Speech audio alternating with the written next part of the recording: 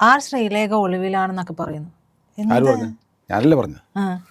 എന്താ ആർ ശ്രീലേഖ ഒളിവിൽ പോയിക്കൂടെ? എപ്പോഴാണ് ഒരാൾ ഒളിവിൽ പോകുന്നത്?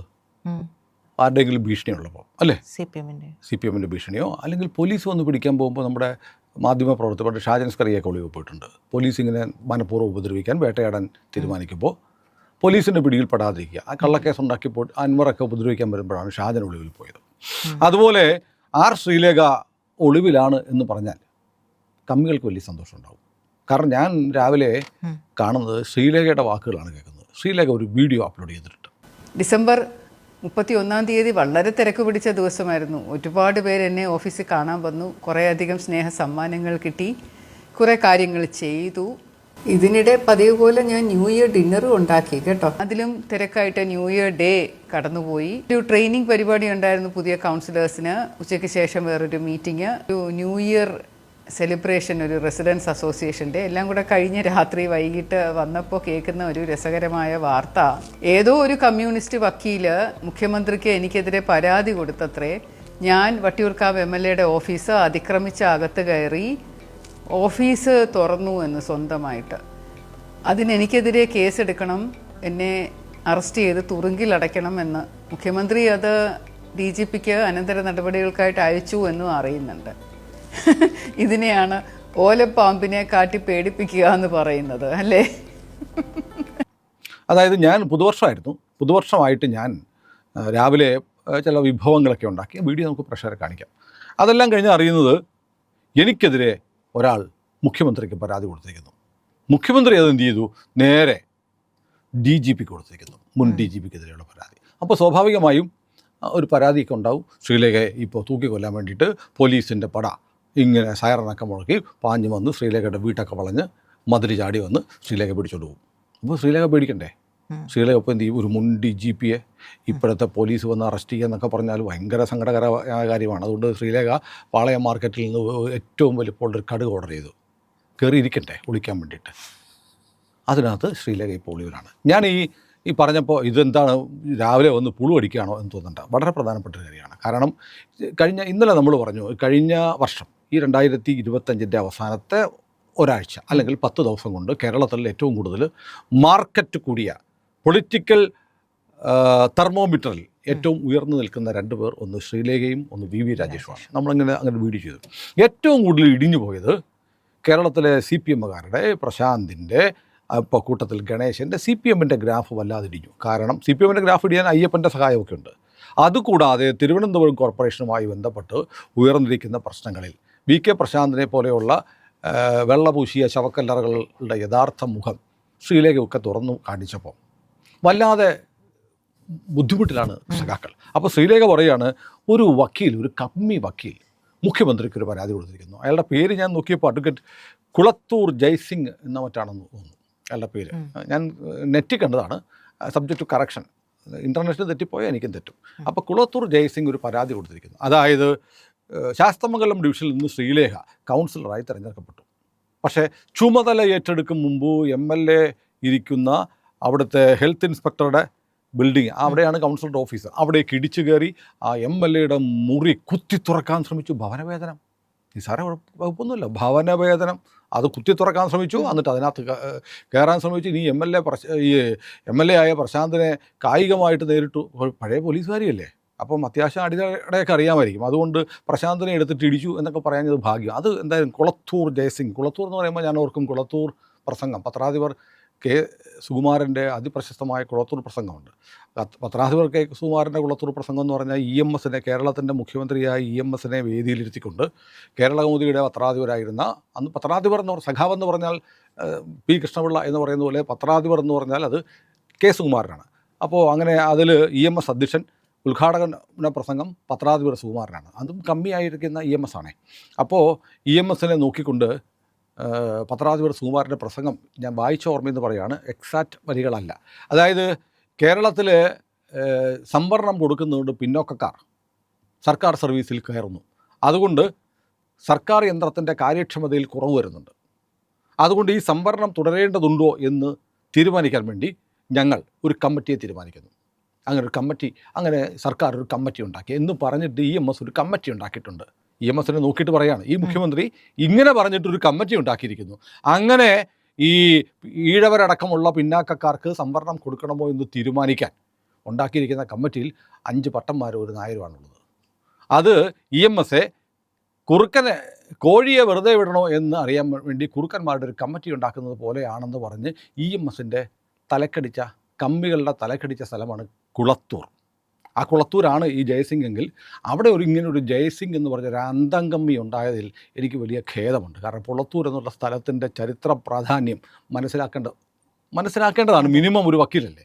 അപ്പോൾ എന്താ സംഭവിച്ചത്?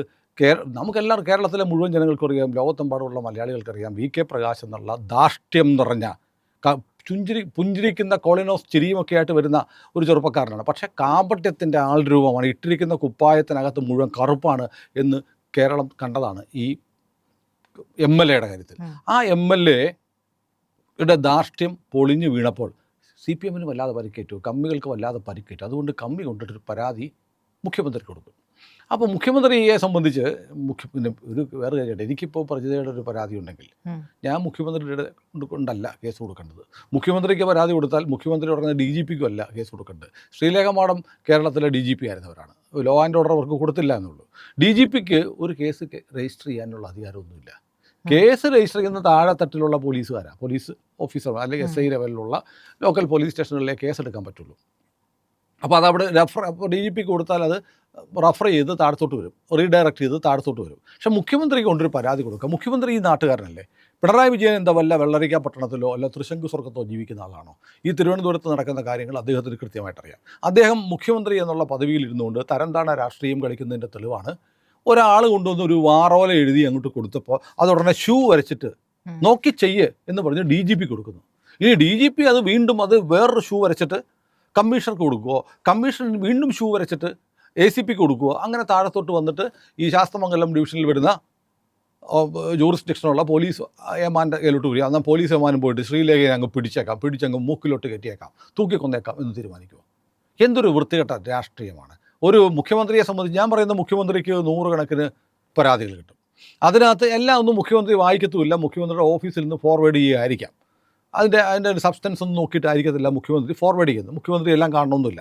കാരണം ഇത്രയും കത്തുകൾ, പരാതികൾ, ആവലാതികൾ, നിവേദനങ്ങളൊക്കെ വരുമ്പോൾ എല്ലാ മുഖ്യമന്ത്രി പേഴ്സണലായിട്ട് വായിക്കേണ്ട കാര്യമില്ല.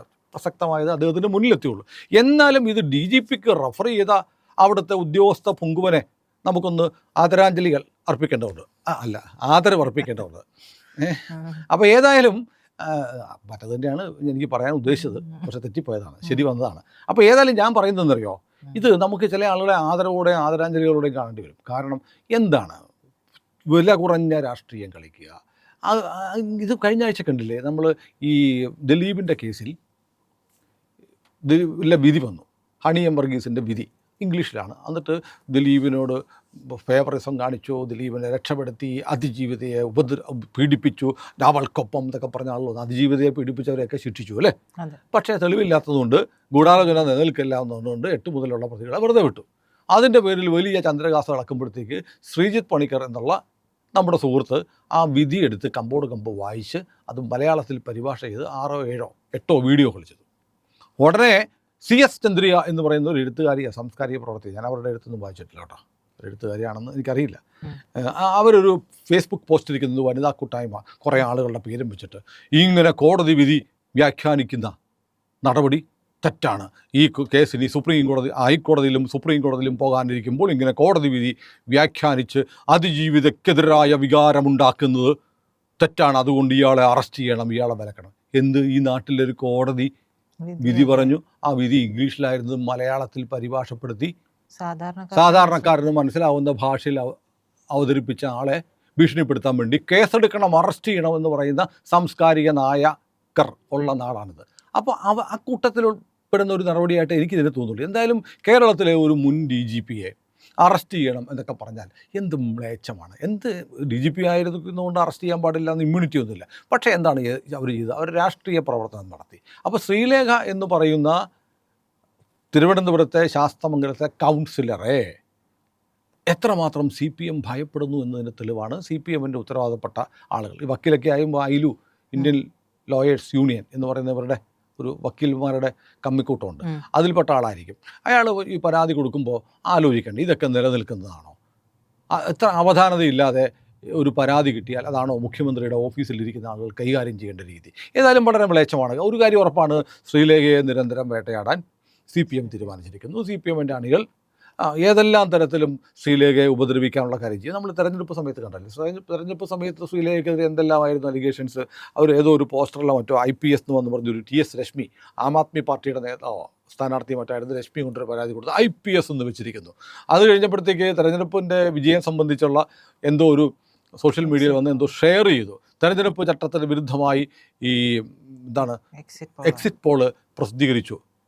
ശ്രീലേഖ അല്ലല്ലോ പ്രസിദ്ധീകരിച്ച, വേറെ ആരോ പ്രസിദ്ധീകരിച്ചത് അവർ പേജിലിട്ടു അല്ലെങ്കിൽ ഷെയർ ചെയ്തു. അതിൻ്റെ പേരിൽ അങ്ങനെ ശ്രീലേഖ വന്നതിന് ശേഷം, ശ്രീലേഖ സ്ഥാനാർത്ഥിയായതിനു ശേഷം തൊട്ട് വല്ലാത്തൊരു ഉൾക്കിടിലത്തോടെയാണ് CPM നിൽക്കുന്നത്. കാരണം CPMനെ സംബന്ധിച്ച് നോക്കൂ, CPMന് സമീപകാലത്ത് CPMൻ്റെ പാർട്ടിയിലേക്ക് കൊള്ളാവുന്ന ആരെങ്കിലും വരുന്നുണ്ടോ? ഈ പറയുന്ന AA റഹീമിനെ പോലെയുള്ള ഇംഗ്ലീഷിലെ പുതിയ അഭിനവകാല ഷേക്സ്പിയർമാരല്ലാതെ ആരാണ് ഈ CPM എന്നുള്ള പാർട്ടിയിലേക്ക് വരുന്നത്? അല്ല, പിന്നെ വലിയ പ്രതിഭകളുണ്ട്. PT കുഞ്ഞുമോഹനെ പോലെ അന്താരാഷ്ട്ര ചലച്ചിത്രോത്സവത്തിന് വരുമ്പോൾ കൂടെയുള്ള പെണ്ണുങ്ങളെ കയറി പീഡിപ്പിക്കാൻ നോക്കുന്ന പ്രതിഭാധനന്മാരായ സംവിധായകന്മാരുണ്ട്. അതൊരു പ്രതിഭയാണ്. അദ്ദേഹത്തെ പിന്നെ ഈ ഇവിടെ സഹായിച്ചിട്ട് ഒരു പോലീസ് രോമത്തിൽ പോലും പെടാതെ സംരക്ഷിക്കുന്ന ഒരു ഭരണ സംവിധാനമുണ്ട്. അവിടെ ശ്രീലേഖയെ പോലെ ഉള്ള എത്രയോ ആളുകൾ, കേരളത്തിലെ 3 DGPമാരെങ്കിലും ഈ BJP മുന്നോട്ട് വെക്കുന്ന രാഷ്ട്രീയത്തിന് അനുകൂലമായ നിലപാടെടുത്തു. ഒട്ടേറെ പേർ പൊതുരംഗത്തുള്ള സാംസ്കാരിക രംഗത്തുള്ള ആളുകളൊക്കെ പഴയ ഒരു അകൽച്ച മാറ്റിയിട്ട് BJP അങ്ങനെ തൊട്ടുകൂടാത്ത പാർട്ടിയൊന്നുമല്ല. കാരണം ഇത് ദേശീയ പ്രസ്ഥാനത്തിൻ്റെ ഭാഗമായി ദേശീയതയ്ക്ക് വേണ്ടി നിലകൊള്ളുന്ന, ഇന്ത്യയുടെ ഐക്യം സംരക്ഷിക്കുന്ന, ഭാരതത്തെ സ്നേഹിക്കുന്നവരുടെ ഒരു മുന്നണിയാണ് NDA മുന്നണി എന്ന് മനസ്സിലാക്കി ആളുകൾ NDAയിലേക്ക് വലിയ തോതിൽ കേരളത്തിലേക്ക് ഒഴുകുന്നുണ്ട്. ഇത് വല്ലാതെ വിറളി പിടിക്കുന്ന ആളുകളാണ് ശ്രീലേഖയെ അറസ്റ്റ് ചെയ്യണം, ശ്രീലേഖയുടെ വീട് വളഞ്ഞ് പിടികൂടണം എന്നൊക്കെ പറഞ്ഞു വരുന്നത്. ഏതായാലും ശ്രീലേഖ എന്ന് പറയുന്ന പോലീസുകാരി കേരളത്തിലെ ആദ്യത്തെ വനിതാ IPS ഓഫീസറാണ്. അതുകൂടാതെ കേരളത്തിലെ ആദ്യത്തെ വനിതാ DGPയാണ്. അവർ 10-30 വർഷം കാക്കിയിട്ടതാണ്. അവരെ പേടിപ്പിക്കുകയൊന്നും വേണ്ട. വെടിക്കെട്ടുകാരൻ്റെ വീട്ടിലെ പട്ടിയെ ഉടുക്ക് കെട്ടി പേടിപ്പിക്കാൻ നടക്കുന്ന പോലെയാണ് ഇവിടെ കുറേ കമ്മികൾ ഇറങ്ങിയിരിക്കുന്നത്. അപ്പോൾ ശ്രീലേഖ ഉപയോഗിച്ച വാക്കെന്തെന്ന് പറയുക, കമ്മികൾ തന്നെയാണ്. ഒരു കമ്മി വക്കീൽ എന്നാണ്. ശ്രീലേഖ അവിടെ ഒരു മാന്യത കാണിച്ചു. ശ്രീലേഖയുടെ നാവ് കൊണ്ട് പറഞ്ഞ് ഈ കമ്മി വക്കീൽ അങ്ങനെ ആളാവണ്ടെന്ന് വെച്ചിട്ട് ഏതോ ഒരു കമ്മി വക്കീൽ എന്ന് പറഞ്ഞ് പരമപുച്ഛത്തോടെയാണ് സംസാരിച്ചത്. എനിക്കതിന് ഇഷ്ടപ്പെട്ടു കേട്ടോ. ശ്രീലേഖ മാഡം ഇത് കേൾക്കുന്നുണ്ടെങ്കിൽ, ഇങ്ങനെ ഒരുപാട് നായ്ക്കൾ കുരയ്ക്കും. ആ കുരയുടെ ഒരു ഘോഷയാത്ര വരാനിരിക്കുന്നതേ ഉള്ളൂ. അതുകൊണ്ട് ഇത്തരം ആളുകളുടെ പേര് പോലും ഉച്ചരിക്കാതിരിക്കാൻ കാണിക്കുന്ന ഒരു അവധാനതയുണ്ടല്ലോ, അത് പ്രശംസനീയമാണ്. നായ്ക്കൾ കുരയ്ക്കട്ടെ, യാത്ര നമ്മൾ തുടരുക തന്നെ ചെയ്യും. പ്രിയപ്പെട്ട പ്രേക്ഷകരെ, പതിവ് പോലെ ഒരിക്കൽ കൂടി ഞാൻ ആവർത്തിക്കുകയാണ്, ഇന്ത്യ ലൈവ് ചാനൽ സബ്സ്ക്രൈബ് ചെയ്യണം. ഒന്നും ചെയ്യണ്ട, നമ്മുടെ ആ ഇന്ത്യ ലൈവിൻ്റെ ലോഗോ ഉണ്ടല്ലോ, IND എന്ന് കാണുന്ന ലോഗോയിൽ ഒന്ന് വിരലമർത്തിയാൽ ചാനലിൻ്റെ പ്രൊഫൈൽ ഓപ്പണായി വരും. അവിടെ സബ്സ്ക്രൈബ് ബട്ടണിലൊന്ന് അമർത്തുക, ഇപ്പുറത്ത് കാണുന്ന ബെൽ ഐക്കണും ഒന്ന് അമർത്തുക. അങ്ങനെ ഞങ്ങളെ സഹായിക്കുക.